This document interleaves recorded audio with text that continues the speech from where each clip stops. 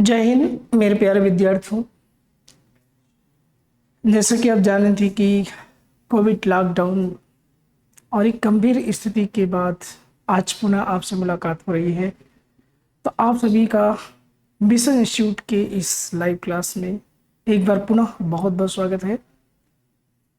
आवाज़ में थोड़ी सी समस्या है, जल्द ही ठीक हो जाएगा।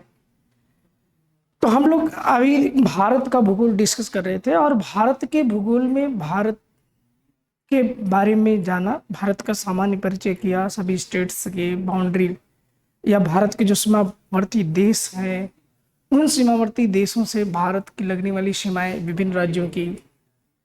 फिर हमने देखा कि कौन कौन से भारत के ऐसे राज्य हैं जो कि तटवर्ती हैं और कौन कौन से ऐसे राज्य हैं कि तो तटीय और जो कि ना तो स्थलीय सीमा से और न ही तटीय सीमा से लगते हैं। ये दो स्थितियों को हम लोगों ने देखा। फिर द्वीपीय क्षेत्रों को हम लोगों ने देखा। फिर इसके बाद हिमालय पर हम लोग डिस्कस किए और भारत के जो विभिन्न पर्वत श्रेणियां हैं वो सब पे हम लोगों ने डिस्कस किया था।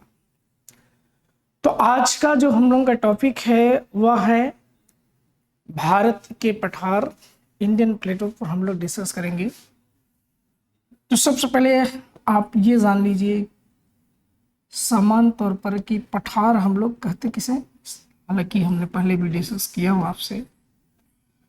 तो पठार एक सामान्य संरचना जिसका आधार भी चौड़ा और शीर्ष भी चौड़ा होता है। वर्ल्ड ज्योग्राफी में इसको हम लोगों ने देखा था, जिसे विश्व का सबसे बड़ा पठार तिब्बत का पठार हम लोगों ने देखा था। विश्व का सबसे ऊंचा पठार पामीर का पठार हम लोगों ने देखा था। तो ठीक उसी प्रकार से भारत में भी पठारी भाग मौजूद है जिसका आधार भी चौड़ा होता है और शीर्ष भी चौड़ा होता है। और आपको पठारी क्षेत्र में जब भी आप व्यवहारिक ढंग से चलेंगे तो भारत के इन पठारों में आपको पहाड़ी और मैदानी दोनों क्षेत्र नजर आएंगे। तो चाहे आप दक्कन के पठारी क्षेत्र में चल रहे हो, चाहे बुंदेलखंड के पठारी क्षेत्र में चल रहे हो, तो कभी न कभी आपको इन क्षेत्रों में गुजरना होता है। तो आइए हम लोग शुरू करते हैं। देखिए, भारत की पठार की मैं अगर बात करूं तो भारत का जो सबसे महत्वपूर्ण पठारी क्षेत्र है वह है प्रायद्वीपीय भारत में स्थित दक्कन का पठार। दक्कन का पठार जो सबसे विशालकाय पठार है, भारत का सबसे बड़ा पठारी क्षेत्र है और भारत का सबसे प्राचीनतम पठारी क्षेत्र है। अर्थात जब भारत की यह मुख्य भूमि जब विषुवत रेखा पर हुआ करती थी क्रिटेशियस काल में, इसके पहले फिर धीरे धीरे आप जैसा कि जानते हैं कि भारत स्थानांतरित हुआ है और इंडो ऑस्ट्रेलियाई प्लेट का एशियन प्लेट के टकराव ना, जो कि हिमालय का निर्माण हम लोगों ने समझा था। तो उस समय का ये पठारी क्षेत्र है। आज इसका हम लोग कई खंड हैं उनको भी हम लोग जानते हैं और साथ ही साथ जो दक्कन का विशाल पठारी क्षेत्र है उसको देखा जाए तो ये महाराष्ट्र का तो दक्षिणतम भाग है और महाराष्ट्र का जो पूर्वी भाग है, उसके बाद कर्नाटक का बृहत्तम भाग है, कुछ इसका आंध्र प्रदेश के भी क्षेत्र हैं और दक्षिण भारत में तमिलनाडु के सीमावर्ती क्षेत्र तक यह बृहत्तम पठार फैला हुआ है। और इसके पश्चिम की ओर अगर आप देखेंगे तो पश्चिमी घाट, जिसे हम लोग बोलते हैं सह्याद्री के नाम से भी जानते हैं, यह भाग भी इसी से जुड़ा हुआ है। तो ये बृहद पठार जिसे हम लोग भारत के सबसे बड़े पठारी क्षेत्र के तौर पे जानते हैं। जैसा कि अब ये भी भारतीय मानसून को जब हम लोग देखते हैं, हालांकि इस समय देखो भारत का मानसून सक्रिय भी है और आपने देखा भी कि केरल से लेकर के मुंबई तक सबसे ज़्यादा बारिश होती रही। लेकिन ये मानसून का जो विस्तार है ये कहीं न कहीं इस दक्कन के पठारी क्षेत्र को जितनी वर्षा मिलनी चाहिए थी पश्चिमी घाट से यानी अरब सागर से आते हुए मानसून से, उतनी वर्षा दक्कन का जो खास तौर से पूर्वी भाग है वह प्राप्त नहीं कर पाता है। यही कारण है कि इस पठार के मैदानी क्षेत्रों में जितनी बृहत्तम खेती होनी चाहिए थी उस प्रकार की खेती हम लोगों को देखने को नहीं मिलती। फिलहाल बहुत सी फसलें हैं जिनका उत्पादन हम लोग यहाँ पर करते हैं, जैसे कि आपके कपास की खेती भी देखने को मिलती है और मक्के की खेती का बृहत्तम क्षेत्र है ये। इसके अलावा जितने पठारी क्षेत्र हैं वो खनिज संपदा के दृष्टिकोण से बेहद महत्वपूर्ण होते हैं। और दक्कन का जो पठार है, यह पठारी भाग जो सबसे महत्वपूर्ण खनिज है हमारे सभ्यता का, वह है लौह अयस्क। और लौह अयस्क का यह बृहत्तम भंडारण का क्षेत्र है। और जैसा कि आप जानते हैं कि कर्नाटक जो है लौह अयस्क के उत्पादन करने वाला भारत का सबसे बृहत्तम राज्य है, सबसे बड़ा राज्य है जो लौह अयस्क का सबसे ज्यादा उत्पादन करता है। तो ये दक्कन का पठारी भाग लौह अयस्क का भंडारण करने वाला भाग है। और आज हमारी सभ्यता का दो ही आधार है, एक तो लोहा और दूसरा प्लास्टिक। इसी से आज हम लोग सभ्य बने हुए हैं। जितने भी प्रोडक्ट हम लोग के बीच में रहते हैं यूँ तो या तो लोहे का होता है या तो प्लास्टिक होता है, बाकी अन्य धातुओं का भी हम लोग इस्तेमाल करते हैं, लेकिन बृहत्तम धातु जो हम लोगों का प्रोडक्ट्स है वो सब इसी सब होता है। तो ये रहा आपका दक्कन का पठारी क्षेत्र जो कि भारत का सबसे विशाल सबसे बड़ा पठारी भाग है। इसके बाद हम लोग अगर बात करें पठारी क्षेत्रों की तो विंध्य और सतपुड़ा महादेव पहाड़ियों उत्तर प्रदेश और मध्य प्रदेश के मध्य सीमावर्ती क्षेत्र में दूसरा सबसे महत्वपूर्ण पठारी भाग है जिसका नाम है बुंदेलखंड का पठार। कौन सा पठारी भाग है? बुंदेलखंड का पठार। तो बुंदेलखंड का जो पठार है ये उत्तर प्रदेश और मध्य प्रदेश के सीमावर्ती क्षेत्र में स्थित है। ये भी बृहत्तम पठार है, लेकिन दक्कन के पठार की तुलना में उतना बड़ा नहीं है। लेकिन ये बिहार का इलाका और उत्तर प्रदेश मध्य प्रदेश के सीमावर्ती क्षेत्र में फैला हुआ यह भाग आर्थिक रूप से सबसे पिछड़े हुए क्षेत्र के तौर पर जाना जाता है।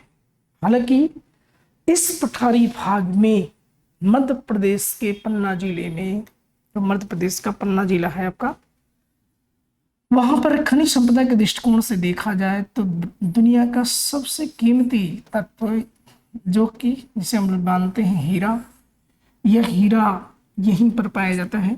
पन्ना जिला जो कि मध्य प्रदेश का इसी पठारी क्षेत्र में है। ग्वालियर आपका है, मुरैना है, सतना का क्षेत्र है। उत्तर प्रदेश में आपका ललितपुर, झांसी, बांदा, चित्रकूट, ये सभी क्षेत्र जो है इसी बुंदेलखंड के क्षेत्र में आते हैं।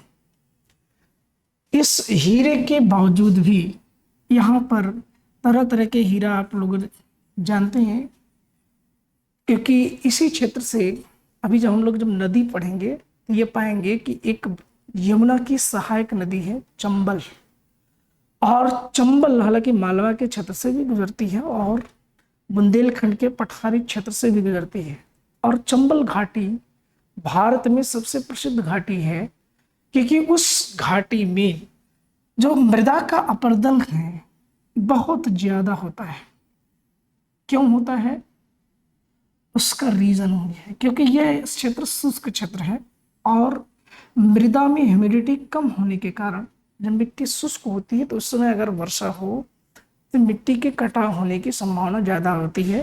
साथ ही साथ शुष्क क्षेत्र होने के कारण यहाँ पर वनस्पतियों का जितना बृहत्तम विस्तार होना चाहिए था, जितना वनस्पतियाँ मिलनी चाहिए थी, उस प्रकार के ये वनस्पति का क्षेत्र नहीं मिलने के कारण जब वर्षा इस क्षेत्र में होती है तो मृदा का कटान बहुत ज़्यादा होता है।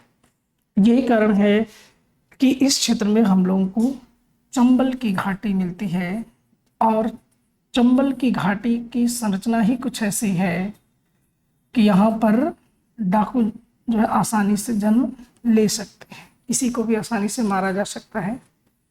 क्योंकि जिस प्रकार से आपको ऊंचे ऊंचे पर्वतों की संरचनाएं देखने को मिलती हैं, ठीक उसी प्रकार से यहाँ पर मृदा की संरचना देखने को मिलती है। और इसीलिए यह भारत में सबसे प्रसिद्ध घाटी का निर्माण चंबल घाटी का इसी क्षेत्र में होता है। ठीक, तो हीरा जो कि पन्ना जिले में पन्ना डायमंड कंपनी के द्वारा उत्पादन होता है। और जैसा कि आप जानते हैं कि भारत में हीरे का सर्वाधिक उत्पादन मध्य प्रदेश में होता है। और किस जिले में होता है? पन्ना जिले में होता है। ओके, फिर इसके बाद मालवा का पठारी क्षेत्र है। और मालवा का पठारी क्षेत्र भी हम लोगों के लिए बेहद महत्वपूर्ण है। इस पठारी भाग में अगर हम लोग चलें मालवा के पठारी क्षेत्र में, तो मालवा का पठारी क्षेत्र में भी उसी प्रकार की चंबल घाटी का क्षेत्र पाया जाता है, लेकिन यहाँ पर एक विशेष प्रकार की मृदा पाई जाती है जिसे हम लोग लवड़ी या क्षारीय मृदा के नाम से जानते हैं। क्या बोलते हैं? लवड़ी या क्षारीय मृदा के नाम से जानते हैं। हालांकि इस पठारी क्षेत्र का अधिकांश भाग काली मिट्टी का क्षेत्र है, लेकिन एक बड़ा भाग जो है इस लवड़ी या क्षारीय मृदा का है, जो भारत में एक विशेष पार्टिकुलर एरिया है ये, जहां पर इस प्रकार की मिट्टी हम लोगों को देखने को मिलती है। ओके, तो ये मालवा का पठारी क्षेत्र। हालांकि मालवा का पठारी क्षेत्र अगर आप इसका लोकेशन देखेंगे तो यह राजस्थान, मध्य प्रदेश और उत्तर प्रदेश के सीमावर्ती क्षेत्र में ये पाया जाता है। फिर इसके बाद हम लोगों को जो सबसे महत्वपूर्ण पठारी भाग देखने को मिलता है वह है छत्तीसगढ़ में स्थित छत्तीसगढ़ का पठार। कौन सा पठार है भाई? छत्तीसगढ़ का पठार। और बुंदेलखंड का, ये पूरा बुंदेलखंड का एरिया है। और इसी से सटा हुआ इसके दक्षिण में एक छोटा सा पठारी भाग है जिसे हम लोग बोलते हैं बघेलखंड का पठार। बघेलखंड का पठार, जो कि मध्य प्रदेश का रीवा, सीधी और उत्तर प्रदेश का कुछ जो है क्षेत्र मिर्जापुर और सोनभद्र का इससे जुड़ा हुआ है। बघेलखंड का पठारी क्षेत्र और इधर आपका छत्तीसगढ़ का पठारी भाग। छत्तीसगढ़ का पठारी भाग भारत में एक विशेष तौर से फसल के उत्पादन के लिए जाना जाता है, और वह है धान की खेती। किसके लिए? धान की खेती के लिए जाना जाता है। और आए दिन आप समाचारों में सुनते हैं कि छत्तीसगढ़ एक पिछड़ा राज्य है। तो क्या कारण है कि छत्तीसगढ़ के पठारी क्षेत्र में इतने व्यापक स्तर पर धान की खेती होने के बावजूद भी छत्तीसगढ़ एक पिछड़ा राज्य है? हालांकि छत्तीसगढ़ का देखो अधिकांश भाग उसका जो है इन्हीं पठारी क्षेत्रों में, जो कि कैसा क्षेत्र है? वन क्षेत्र है, वन बहुल क्षेत्र है, पहाड़ी क्षेत्र है, पर्वतीय। जब हम लोग क्षेत्र देख रहे थे तब भी महादेव की पहाड़ियां वगैरह सब भी हम लोगों ने देखा था। तो इसका अधिकांश भाग जो कि शुष्क क्षेत्र है और वन क्षेत्र है, पर्वतीय क्षेत्र है, और इसके कारण से छत्तीसगढ़ एक बृहत जनजाति राज्य है। हालांकि छत्तीसगढ़ का जो पठारी भाग है यह कृषि का सबसे संपन्न समृद्ध क्षेत्र है, और उसमें सबसे ज्यादा धान की खेती होती है। और यही कारण है कि इस पठार को हम लोग धान का कटोरा बोलते हैं। क्या बोलते हैं? धान का कटोरा। ठीक, तो ये भी सवाल आपसे पूछा जाता है कि धान का कटोरा किस फसल जो है पठार को हम लोग बोलते हैं। बघेलखंड का पठार एग्जाम के दृष्टिकोण से बस आपको लोकेशन ट्रैक करना है, बहुत खास नहीं है ये।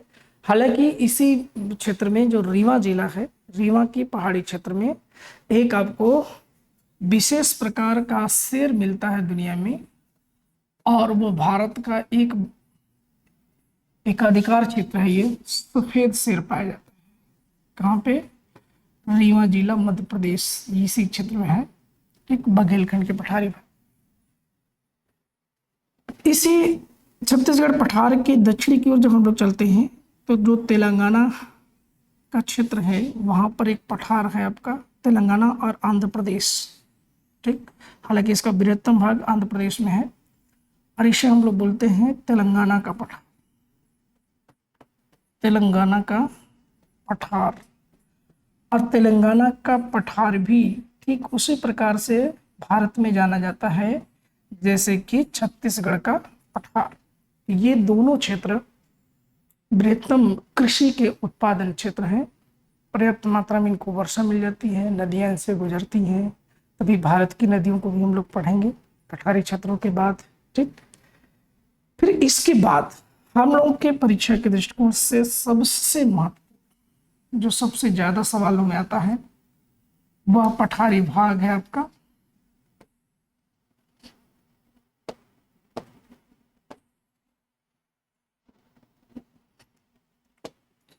नागपुर का पठारी क्षेत्र।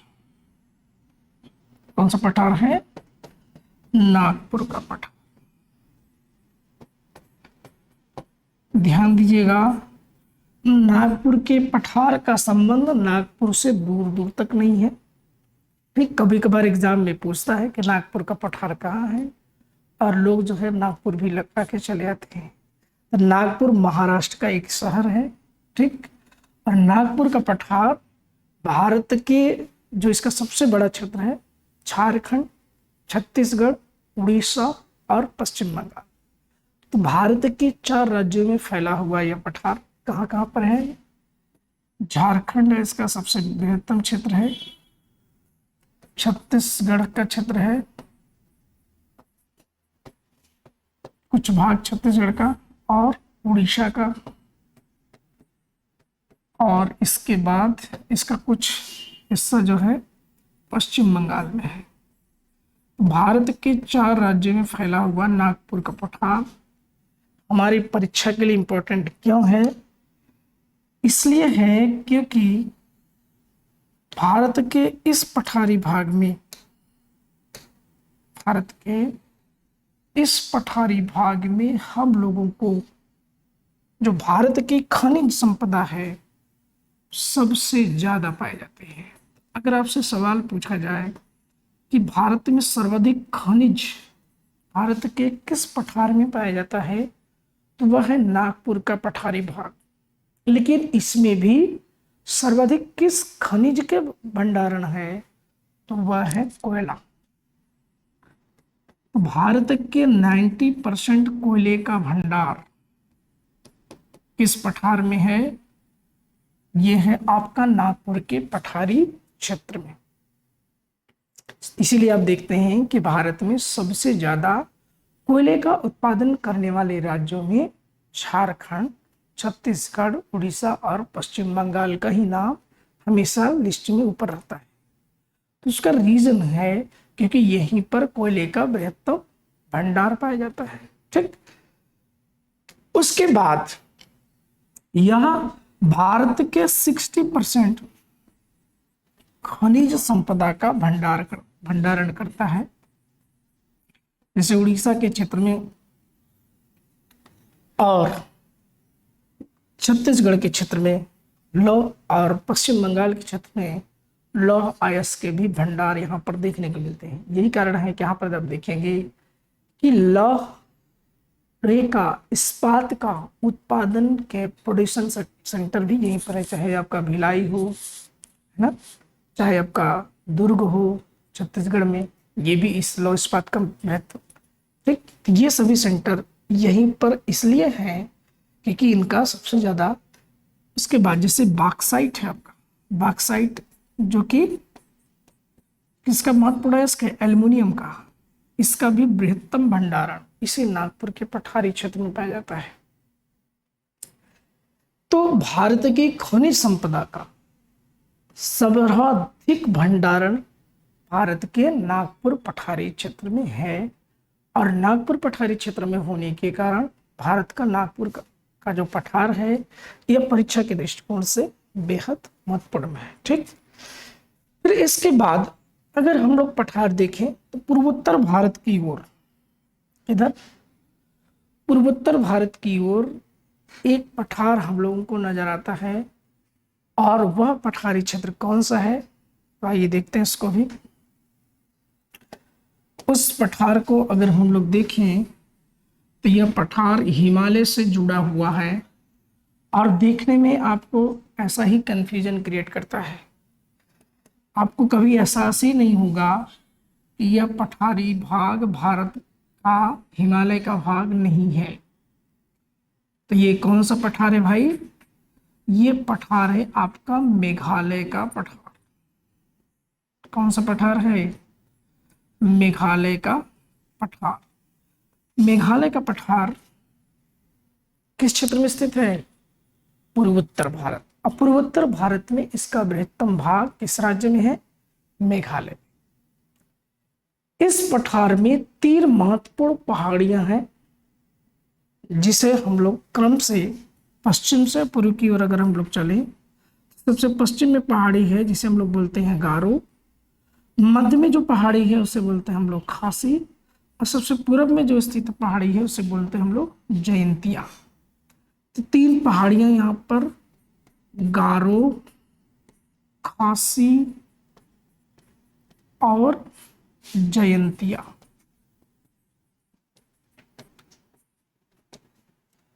इन 3 पहाड़ियों की संरचना इस प्रकार की है कि जब भी बंगाल के खाड़ी से उठा हुआ मानसूनी बादल अगर इसमें प्रवेश कर गया तो उसको निकलने का रास्ता नहीं मिलता है।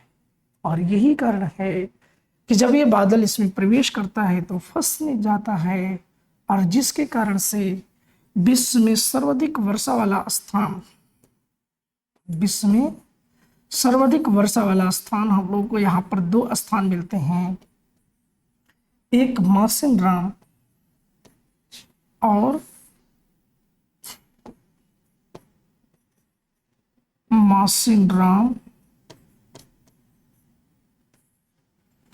और दूसरा सबसे सर्वाधिक वर्षा का स्थान है आपका चेरापूंजी। चेरापूंजी विश्व के 2 अधिकतम वर्षा वाले स्थान, मासिनराम और चेरापूंजी। क्यों होती है?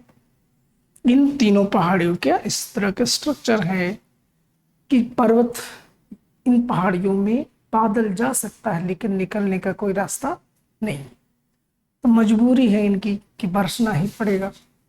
और यही कारण है कि आप सोच लो कि विश्व का जो सर्वाधिक बृहत्तम वर्षा का क्षेत्र है अमेज़न का वन, और अमेज़न के वन में इतनी पूरे वर्ष में इतनी वर्षा नहीं हो पाती है कि जितना यहाँ पर मात्र 4 महीने में वर्षा हो जाती है।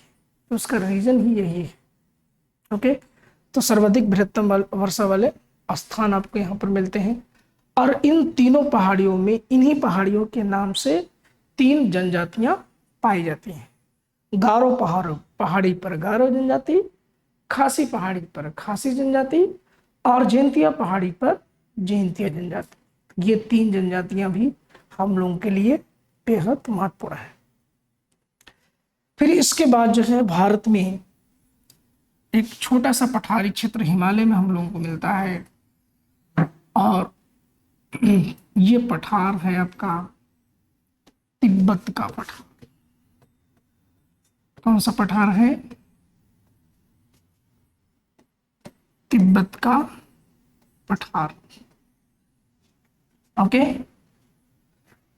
तिब्बत का पठार, पहली चीज यह वर्तमान में लद्दाख जो आपका केंद्र शासित प्रदेश है उसमें स्थित है। और साथ ही साथ तिब्बत का पठार मैंने लिख दिया है इसको, ये लद्दाख का पठार है। तिब्बत का पठार तो इसके आगे है, ठीक। लद्दाख का पठार तो कहाँ पर स्थित है? लद्दाख प्रांत में स्थित आपका केंद्र शासित प्रदेश में। और ये भारत का सबसे ऊंचा पठार है। तो अगर आपसे पूछा जाए कि भारत का सबसे ऊंचा पठार कौन सा है, तो कौन सा पठार बताएंगे? लद्दाख का पठार। यहीं पर लद्दाख पर्वत श्रेणी भी है, सबसे ऊंचा पठार। और भारत का सबसे शुष्क पठार, भारत का सबसे शुष्क पठार, यानी सबसे कम वर्षा कहाँ पर होती है भारत में? इसी लद्दाख के क्षेत्र में होती है। भारत में सर्वाधिक वर्षा कहाँ होती है? मासिनराम में। और सबसे कम वर्षा कहाँ होती है? लद्दाख। क्यों होती है कम? क्योंकि आप जानते हो कि इसके दक्षिण में बृहत्तम पर्वत श्रेणी है हिमालय, क्या जिसे हम लोग क्या बोलते हैं, महान हिमालय या बृहद हिमालय। तो बृहद हिमालय या महान हिमालय आप जानते हो कि जिसकी औसत ऊंचाई 6000 मीटर, और इतने ऊंचाई पर अगर कोई बादल पहुंच भी गया तो पानी तो नहीं बचने वाला, बर्फ ही बचेगा। अब सोच लो बर्फ की अगर वर्षा होगी तो क्या ये वर्षा समझ में आएगा? बर्फबारी ही नजर आएगी। यही कारण है कि यहाँ पर वर्षा नहीं हो पाती है। और यही कारण है, अब आप जानते हैं कि मैंने कहा था आपको कि बर्फ से कभी भी किसी भी क्षेत्र का शुष्कता या आर्द्रता, ह्यूमिडिटी उसकी डिसाइड नहीं होती है। आर्द्रता इस पर निर्भर करती है कि उस क्षेत्र में वर्षा कितनी हो रही है। ये आप समझ गए होंगे कि भारत का सबसे आर्द्रतम पठार कौन सा होगा? मेघालय का पठार, ये सबसे आर्द्रतम पठार है और यह विश्व में भी सर्वाधिक वर्षा वाला स्थान है। तो दुनिया में भी यह ह्यूमिडिटी के लिए जाना जाता है। ओके, तो भारत के यही जो बेसिक और महत्वपूर्ण पठारी क्षेत्र हैं जिनके बारे में हम लोगों को जानना चाहिए। ठीक, अब देखो, जब आप बुंदेलखंड के पठारी एरिया में चलो, चाहे बघेलखंड के चलो, चाहे नागपुर के पठारी क्षेत्र में चलोगे, चाहे आप जो है आप आंध्र प्रदेश तेलंगाना के पठारी क्षेत्र में चलो, चाहे दक्कन के बृहत्तम पठारी क्षेत्र में चलो, हर पठारी क्षेत्र की बस एक ही आपको व्यवहारिक जगत में जो विशेषता देखने को मिलेगी, आपको पहाड़ियाँ भी मिलेंगी खूब और मैदानी क्षेत्र भी मिलेंगे। तो ये क्षेत्र आर्थिक रूप से कहीं कहीं पिछड़े बहुत ज़्यादा होंगे और कहीं कहीं पर संपन्न भी होंगे। ओके, तो यही कारण है कि भारत के ये जो क्षेत्र हैं आर्थिक रूप से बहुत संपन्न नहीं है। आप ही देख लो, झारखंड खनिज संपदा से संपन्न है कि नहीं? छत्तीसगढ़ भी संपन्न है, उड़ीसा भी संपन्न है, लेकिन तीनों स्टेट्स जनजाति राज्य हैं और तीनों जो है आर्थिक रूप से पिछड़े हुए राज्य हैं। तो किसी भी क्षेत्र में खनिज संपदा का मिलना उसको आर्थिक संपन्नता से नहीं जोड़ा जा सकता, हालांकि होना चाहिए था, इस हिसाब से नहीं है। ओके, तो कल हम लोग जस्ट इसके आगे अन्य महत्वपूर्ण टॉपिक्स में, जैसे कि आपका भारत की मिट्टी है, उसको डिस्कस करेंगे। लेकिन उससे पहले जो भारत की नदियां हैं उस पर हम लोग डिस्कस करेंगे, भारत की झीलों पर डिस्कस करेंगे, फिर इसके बाद भारत की मिट्टी पर डिस्कस करेंगे।